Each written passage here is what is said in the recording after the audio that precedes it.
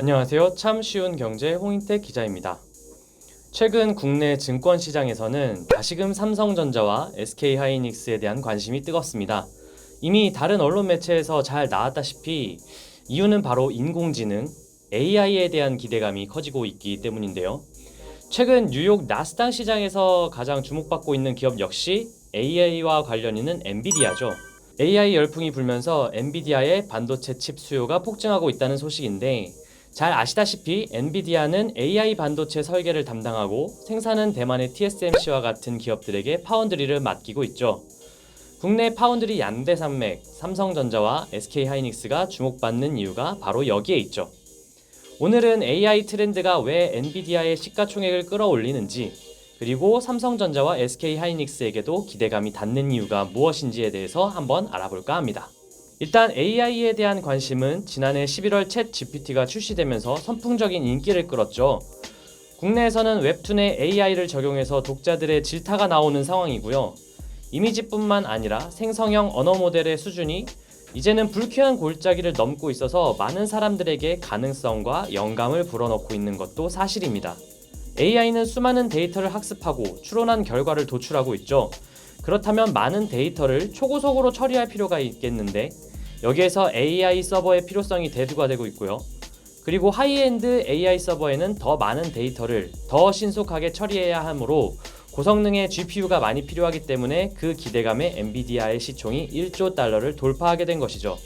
원래 GPU는 그래픽카드에 적용되는, 말하자면 게이머들과 그래픽 디자이너들, 영상 제작자들에게 필요한 칩 정도로 인식이 됐었는데요.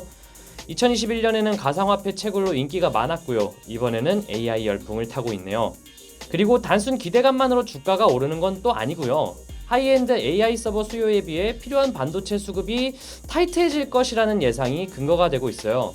빅테크 업체들은 LLM이라고 하는 거대 언어 모델 출시를 위해서 올해 하반기부터 기존 서버 출하를 크게 줄이는 대신에 AI 서버 비중을 대폭 증가시킬 계획입니다. 이미 2분기부터 서버 ODM들은 AI 서버 생산을 개시하는 것으로 알려졌습니다. 송명섭 하이투자증권 수석연구원에 따르면 올해 하이엔드 AI 서버용 D램, 즉 GPU가 내장된 D램 모듈로 이해하시면 되는데요. 이 하이엔드 AI 서버용 D램 수요는 전년 대비 342% 증가하고 서버 내 평균 D램 탑재량은 121% 증가할 것으로 예상이 되지만, 현재 업황상 파운드리 업체들이 생산량을 늘리기는 쉽지 않다고 합니다. 그렇다면 가격이 올라가고 반도체 칩 메이커들이 그만큼 돈을 벌 수 있다는 얘기겠죠. 엔비디아는 TSMC 생산량이 부족하다고 판단해서인지 인텔 파운드리도 고려하는 것으로 알려졌고요. 그렇기 때문에 삼성전자와 SK하이닉스에게도 기회가 찾아올 것이라는 게 업계 관측입니다. 이쯤에서 우리나라 반도체 산업 현황을 짚고 넘어갈 필요가 있겠죠. 미래의 기업 가치를 선반영하는 주가와 다르게 아직은 조금 돌파구가 필요해 보입니다. 마침 한국은행이 지난달 말에 자세한 내용을 담은 레포트를 발간을 했는데요. 우리나라 반도체 최종 수요는 스마트폰과 같은 모바일에 들어가는 비메모리 반도체 비중이 지난해 44.0%로 가장 높은 것으로 나타났습니다. 즉, 글로벌 스마트폰 수요에 따라서 우리나라 반도체 경기가 민감하게 나타난다는 거죠. 코로나19로 급증했던 스마트폰 판매가 지난해부터 부진한 모습을 보이면서 삼성전자와 SK하이닉스가 부진을 면치 못한 이유가 바로 여기에 있습니다. 비메모리 반도체 용도별 비중만 또 살펴보면요. 2021년 기준 비메모리 반도체의 72.3%가 모바일용으로 쓰였습니다. 아무래도 국내 산업 구조상 스마트폰 비중이 커서 그럴 텐데요. PC 및 서버용은 13.6%로 2011년 후 비중이 줄고 있다는 점은 리스크로 꼽히고 있습니다.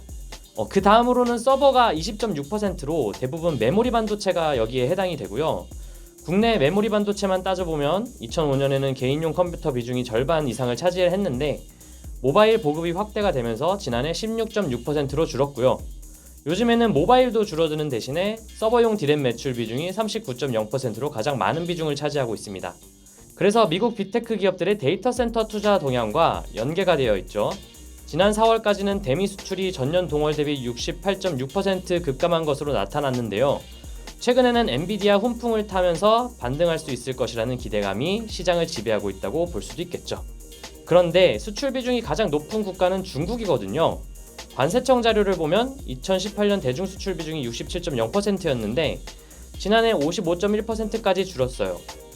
중국 수출 비중은 앞으로도 감소할 가능성이 높다고 보는 게 글로벌 기업들이 미중 갈등으로 생산 시설을 인도나 동남아로 이전하고 있고요. 중국도 나름대로 자금률을 높인다는 리스크도 있죠. 물론 메모리 반도체의 경우 아직 중국의 캐파가 크지 않아서 IT 제품 제조사들이 해외 기업에 의존할 수밖에 없다고 합니다. 글로벌 D램 생산에 있어서 중국 기업 비중이 1% 미만인 것으로 알려졌거든요. 그래서 미국이 반도체 공급망을 동맹국 위주로 편성하는 것에 중국이 볼멘 소리를 내고 있다고 볼 수 있죠. 한국은행 리포트를 정리를 하면 우리나라 반도체 경기 변동성은 메모리 반도체 비중이 높고 비메모리 반도체의 경우에도 모바일 의존도가 커서 변동성이 크게 나타난다는 것인데요. 앞서 말씀드린 것처럼 아직은 AI 반도체에서도 대부분 메모리 반도체 투입에 대한 기대감이 삼성전자와 SK하이닉스의 주가에 반영이 되고 있는 것으로 보입니다. 그렇기 때문에 한국은행에서도 비메모리 분야의 경쟁력을 높이고 성숙기에 접어든 모바일, 수요 과점의 위험성이 높은 서버 중심에서 벗어나 자동차, AI 등으로 수요처를 다변화해야 한다라고 강조를 하고 있습니다. 네, 오늘 제가 준비한 영상은 여기까지고요. 다음에 더 재미있는 영상으로 찾아오겠습니다. 지금까지 홍인택이었습니다. 감사합니다.